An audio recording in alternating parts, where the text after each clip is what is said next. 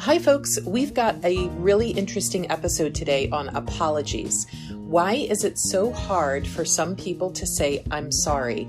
And if you really are sorry, how do you apologize sincerely? And how does personality play into all of this? Or does it? Self-esteem is absolutely a factor, as we're going to see. So really appreciate you all being here as David and I talk through this. And please don't forget to subscribe to Myers-Briggs Question Corner. And I've gotten some really nice comments from our subscribers lately, so thank you so much for that. Always appreciate your support. Now, on to apologies and personality. You're listening to Myers-Briggs Question Corner with Edythe Richards. Hi folks. In last week's episode, I mentioned that there are some changes coming our way with regards to Myers-Briggs Question Corner. The big change is that my co-host and producer, David, is unfortunately not going to be able to continue with us. And I'm so sad about that. And I know if you're a regular subscriber, you're sad too. Because for one, it's just not every day that we get to hear an American woman and a Scottish man talking about all things personality. And we've had many of you reach out over the years to say what a great voice David has. So especially women. So David, you're very popular with the ladies. Well, thank you, Edythe, and thank you, ladies. It's really been a pleasure to be a part of this. And believe me, the decision to leave was not taken lightly. I've been vocal, at least vocal for me, that I've been struggling with some health concerns over the years. I'm on a lot of medication that affects my concentration. It's very sad, but I'm just not able to give my best and give this podcast what it deserves. But I'm very pleased at what we've accomplished together, Edythe, and I am truly honoured to have been a part of this journey. Well, we've been very lucky to have you, David, and we certainly do wish you all the very best. And this is our last episode recording together. But folks, I'm also very pleased to let you know that this is by no means the end of Myers-Briggs Question Corner. I've got a new co-host who will be joining us, and I'm just going to leave it at that for now. But this is going to be good, and I'm so excited. So if you haven't subscribed, please do so. Please give us a share, a review. This helps me know that I'm bringing you great content, and it helps you because truly that's what it's all about. Now, for David and my last episode together, I want to delve into an interesting and perhaps controversial topic today, apologies. Specifically, are certain personality types more likely to apologize than others? And on the flip side of that, are certain personality types more likely to forgive than others? So, David, let's take a deep dive into this topic, shall we? Okay, let's do this, Edythe. I'm really interested to hear your thoughts on this, and I'm wondering if there's a particular incident that's caused you to want to talk about this topic today. Yeah, actually there is. A couple weeks ago, I was listening to a podcast on apologies and why they seem to be so difficult for some people. Personality didn't factor into this particular discussion, but of course I wondered if there's a component or a correlation to personality when someone decides to apologize or not, or to forgive or not. And I think there's a case that can be made for this. And as I was pondering this question, I recalled a conversation I had with someone several years back. It was with this guy who identified as an INTP type, and he was in his mid to late 30s at the time. So this guy was very involved with a gaming group, and this group met in person a couple times a week to do their thing. Well, there were some interpersonal dynamics going on with some of the group members, particularly a couple of women in the group. They just didn't seem to be getting along with this guy for whatever reason. And he was having a really rough time because he wanted to continue participating in this group because he loved the group, but he just wasn't connecting with these women. And in fact, he was having arguments with them about how they were playing the game. And it was getting to a point that he thought he might need to leave the group. But he didn't believe he should, because he firmly believed that they, meaning these other women, were in the wrong and he was in the right. So he shared with me something that he did that could be considered offensive. And because it was so long ago now, I can't even remember precisely what it was, except that I personally thought it was offensive. And if that had been done to me, I probably would have been offended. So I could understand how these women in the group may have thought badly of this guy and maybe would have misunderstood his intentions. Because he's not a bad guy. He was just kind of clueless about some aspects of his behavior. Well, Edythe, based on conversations you and I have had before, it's very easy to misinterpret other people's motivations and such. And from what I recall from this personality type, INTP, social interactions may be especially difficult. They seem to be types that can very easily get into some troublesome situations. And of course, I'm saying this from my INTJ point of view, because I've gotten myself into troublesome situations. So I guess I can sort of identify with this guy's issue here. Yeah, for sure. Certain personality types are going to have hurdles to deal with, especially in social situations. But what was really interesting in this situation is that I explained to the guy how his behavior may have been interpreted and perhaps why these women took issue with him. And he was tuning into me, but I could tell that he didn't really believe me. And partly it was because it's a hot button issue for him. So he was kind of digging his heels in, you know. So I said, have you ever thought about apologizing for your behavior? And I explained that for some people, just hearing the words, I'm sorry, can calm them down, and they can at least placate the situation so that neither party says things they don't mean or gets into a shouting match or go down these types of unhelpful paths. So I made that suggestion of apologizing, and he said, I can't. Like literally said, I cannot apologize. Right. I can't apologize. So that kind of stopped me in my tracks, because in my mind, I'm thinking, what's the big deal? Anybody can apologize. And sometimes that's what's needed. At least part of you realized that you did something that hurt or offended someone else. So of course you should apologize for that, right? Well, yes, I should certainly think so. We want to assume that others don't mean to hurt or offend someone else, especially if it's people you see regularly and participate in a shared activity with. That would be my assumption. He wouldn't deliberately hurt someone else, and if he did, surely he'd want to take responsibility for that, unless he's not really sorry. Well, that's kind of the issue. His whole stance was, I can't apologize for something I didn't do. Literally, I cannot apologize for that. And it took me a very long time to understand what he meant. So let's come back to his personality type. You mentioned he's INTP. Edythe, how do you think that might factor into this? So INTP types, just like any other personality type, are perfectly capable of apologizing, but they'll be less likely to apologize to someone just to smooth things over. So based on this guy's response, they're not going to apologize for no reason. And in this guy's mind, this was no reason to apologize. So literally, he could not. INTPs are a personality type who need to analyze things in depth. So they're going to think and think and think about this chain of events that led up to where they are now, and will then decide if they need to apologize or not. Also, INTP types are not great at understanding emotions, and many will completely discount emotions, both their own, but especially other people's. And it could potentially be humiliating for them to actually apologize to someone. So in this sense, I think they're one of the personality types not likely to apologize unless they truly mean it. As you said, Edythe, this can be a hard pill for some personality types to swallow. I'm guessing this is one of those sticky areas between thinkers and feelers. Now, what would you say to that?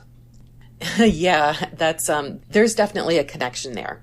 One of the hallmarks of feeling types is that we dislike conflict, like we really dislike conflict. Many feeling types are also prone to guilt.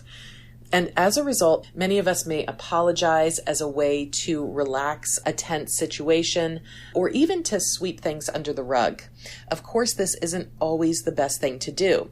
And when things get really bad, we may apologize just to relieve ourselves of a guilty conscience.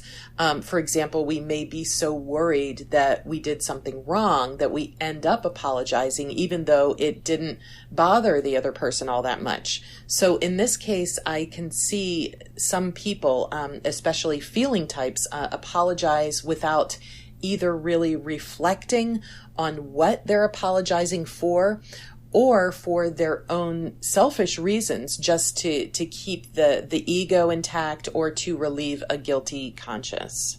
Which is very interesting to me, because I doubt thinkers would apologize as a way to satisfy their egos. I see we thinking types as people who would see apologizing as incredibly risky and possibly humiliating. As you said about the guy earlier, as a feeler yourself, Edythe, what's your personal view on apologies? So as many of you know, if you've been tuning in for a while, I'm an ENFP type, definitely a feeler, and I'm probably guilty of apologizing more than I should and more quickly than I should. So if someone tells me that I did something wrong, or worse, if I hurt them in some way, I'm very quick to offer an apology, and I may do so before appropriately processing and reflecting on what I did. So that's something I'm working on, because of course I don't want to be one of those people who gives meaningless apologies. But the bottom line is that I'm not too proud to admit when I'm wrong and take the necessary steps to learn from the incident, so that I can do my best not to allow it to happen again. Understood. And that's a very noble stance. I think it works a little different for we INTJs. I have to say, I'm not quick to apologise. I'm much more like your INTP friend who has to ponder the part he played. And I have to ask myself if I did anything wrong. If I offer an apology, it's going to be sincere. And to be honest, it's not going to be often. What I mean by that is that I'm wrong sometimes, but that doesn't mean that I always feel the need to apologise. It's also very situational for me. With certain people, for example, I'll be more likely to apologise so that we can come to a better understanding with each other. If it's someone I don't know well, good luck with getting an apology from me. Yeah, okay. Well, I understand. And it aligns with what the research says too. So just to cite some of the science behind apologies, there was this study out of University of Edmonton on why people have difficulty apologizing. And the first reason was precisely what you said, David. Apologies will be difficult if the perpetrator has little concern for the victim or the relationship itself, or if the perpetrator believes that an apology will be fruitless. Absolutely. I see apologising as going out on a limb to repair something I broke. And I'm not going to do that with just anybody. Now, I'm curious, what else does the research say about this, Edythe? Well, another reason for failure to apologize isn't surprising at all, because the perpetrator doesn't want to hurt their self-image, and they see apologizing as a weakness. When we apologize, we admit we're wrong, and being wrong may threaten this image that we have of ourselves as a good and moral person. And we want to think of ourselves as good moral people because it feels good to think this way. And apologizing can bring up feelings of shame or guilt, and it can draw attention to the wrong that we did, all of which ultimately hurt our egos and they make us feel bad. And then the third reason it may be difficult to offer an apology is that we think the other person might not forgive us. Now, That's interesting, isn't it, David? Because, I mean, when we look at the purpose of an apology, at least to me, it's to repair a wrong that I've done and to let the other person know that I'm sorry and I'm going to do what it takes not to let it happen again. So to me, forgiveness is a separate issue. If I'm apologizing to someone, I'm not necessarily asking for their forgiveness. What do you think, David? Well, yes. The decision to forgive or not forgive should be based on the person who was wronged. But in terms of deciding not to apologise because you're afraid the other person won't forgive you, yeah, I can understand this. And it's not good. In fact, I think it's wrong, but I understand it. If I say I'm sorry for something, I'm being very vulnerable. And that's hard. And if I take that risk, it's because I believe the reward will be worth it. In fact, I can think of a couple of instances where I did take the chance and genuinely apologise for things I did, and it wasn't well received. And it was painful. I'd like to think that I learned my lesson. And, as you said, Edythe, I didn't repeat the behaviour. Yeah, I appreciate you being so vulnerable here, David, and sharing that with our listeners. I want to mention one other interesting thing I learned from this research into apologies, and it goes beyond personality type, and that's self-esteem. We've talked in previous episodes about the dangers of low self-esteem, and this is another one. People with low self-esteem are less inclined to apologize, even though they probably feel bad after a conflict. Unlike people who feel guilty about a specific action and they feel sorry for the person they wronged, people with low self-esteem may actually be feeling sorry for themselves. Wow, that's interesting. So, if I'm understanding you correctly, people with low self-esteem can't escape that feeling of shame. Shame of what they did wrong. And instead of attributing their shame to a specific action, they curl up and think about what an awful person they are for doing this horrible thing. Not thinking about the victim, but thinking about themselves, and then fail to apologize. Yeah, and in these cases, the victim has no idea. They may just be thinking that the person isn't sorry at all, when in fact, the perpetrator is just stuck in their own negative cycle of self-blame. The fact is that unsaid apologies can strain any relationship and they can create resentment. Now, here's one last very interesting tidbit. A strong sense of justice is negatively correlated with a willingness to apologize. So again, it sounds like we're talking about the thinking and feeling dichotomy. That was exactly my thought when I read about that. So the thinking and feeling dichotomy of the Myers-Briggs type indicator is about making decisions. In the thinker's case, they prioritize truthfulness over tactfulness. And in the feeler's case, they prioritize being tactful over being truthful. So there's a lot of misconceptions about thinkers and feelers. Thinkers are not smarter than feelers, and feelers are not more sensitive than thinkers. They both have the ability to be logical and empathetic. The fundamental difference here is their values. Thinkers give priority to truth and justice, while feelers give priority to relationships and affirmation. So obviously there are a lot of communication issues that can occur between thinkers and feelers. And one of them is this misconception that feelers are always kind and nice to everybody and they want everybody to be happy all the time. In fact, if you wrong a feeler, watch out. They can be very, very vengeful and they can make people suffer if they really want them to.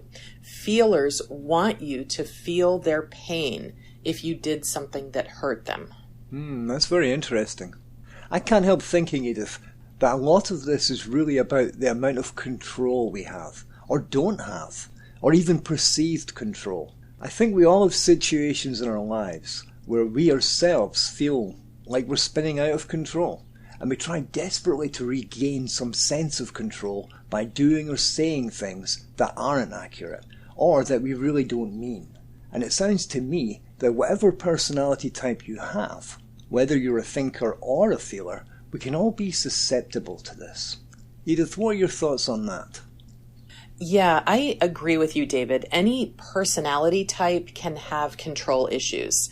They can say things they don't mean, or they can choose to apologize or not, or forgive or not. I had an incident a few months back that this discussion is reminding me about. First, let me just say that COVID has made us all super sensitive, and we all have examples of people around us saying and doing things that they wouldn't in normal circumstances. And I think we're all guilty of this to a greater or lesser degree. So a few months back, I had a difficult conversation with a relative, and I got an immediate apology, both verbally and in writing. But the apology didn't feel sincere to me. And a part of that was because it came too quickly. It also didn't acknowledge the wrong that was done. And I didn't get the sense that my relative took the time to understand my point of view and empathize with me.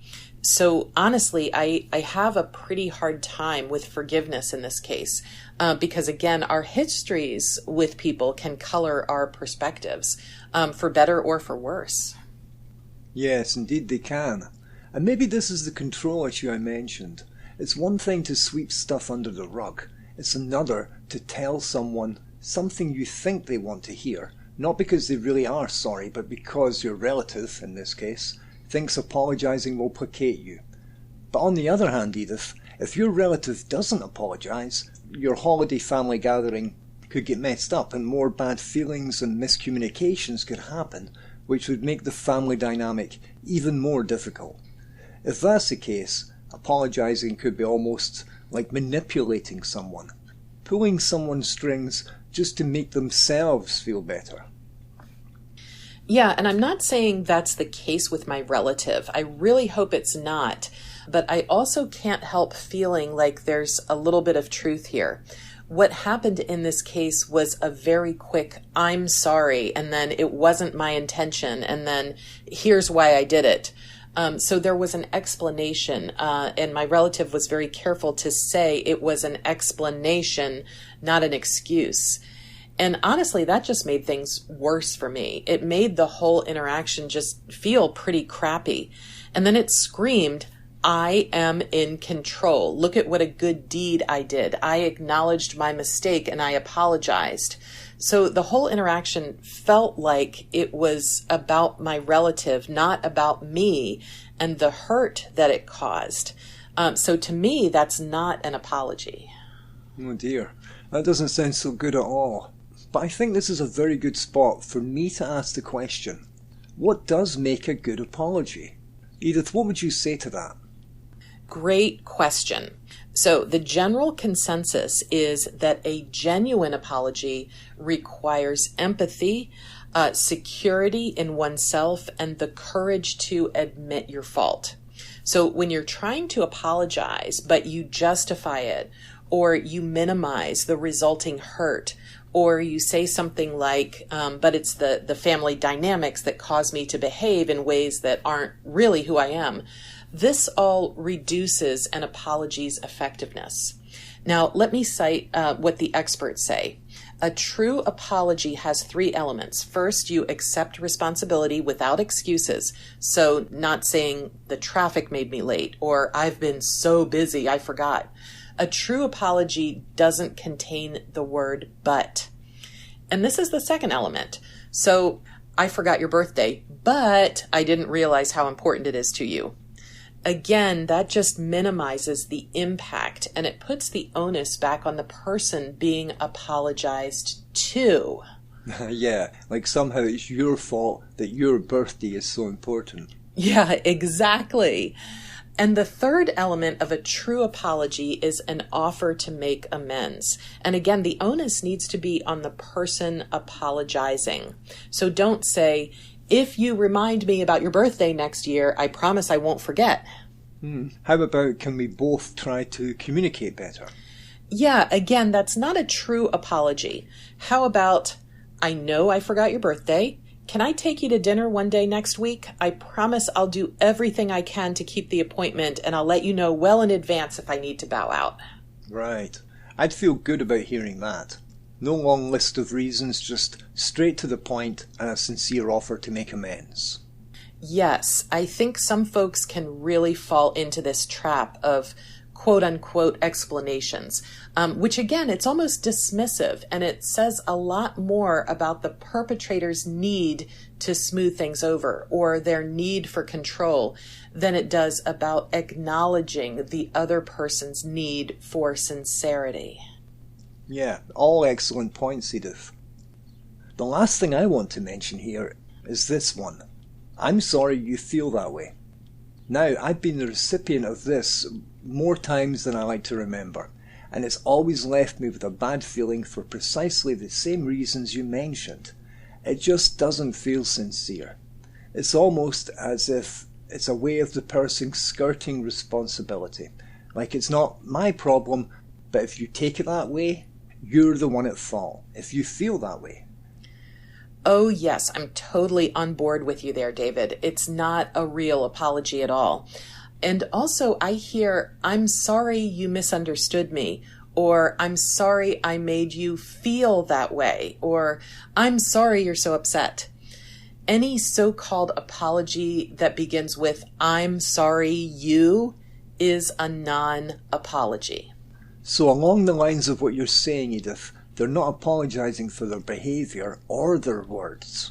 They're apologising for your feelings, and that just makes no sense to me. Absolutely spot on. Your feelings are your feelings. The last one I want to mention here is, I never intended that, or that wasn't my intention. Have you ever gotten that as an apology, David? You know, for me, Edythe, I don't really care if it was intentional or not. It doesn't matter. Take responsibility. I know it's easier said than done, but we all need to own our own mistakes so we can rebuild trust. And words will only go so far with that. Actions speak louder, much louder. Well said, David. So I think it's about time to wrap things up. And I want to cite Professor Tyler Okimoto at the University of Queensland, who studies consensus building and apologies. He and his research team have found that in addition to making parties feel better, apologies have numerous other benefits, including strengthening communities and reducing interpersonal violence. And I just think it's really cool that someone actually studies this. Yes, it is very cool. Very interesting indeed. Edythe, thanks for that. And to our listeners, thank you for tuning in. We'd like to ask you a favour though. Edythe's working really hard to bring you regular content on a consistent basis. So if you could please give us a like and a share on social media, and let your friends and family know about Myers-Briggs Question Corner. And be sure to subscribe so you don't miss any episodes, because there's new ones coming soon. And remember, Edythe's got a new presenter and things are looking really exciting. And with that, thank you listeners, and thank you Edythe. Until next time. Thanks for listening to this episode. If you'd like to hear more, or you'd like to submit a question yourself, then you can find us at www.atopcareer.com. Until next time. MBTI and Myers-Briggs are registered trademarks of the MBTI Trust.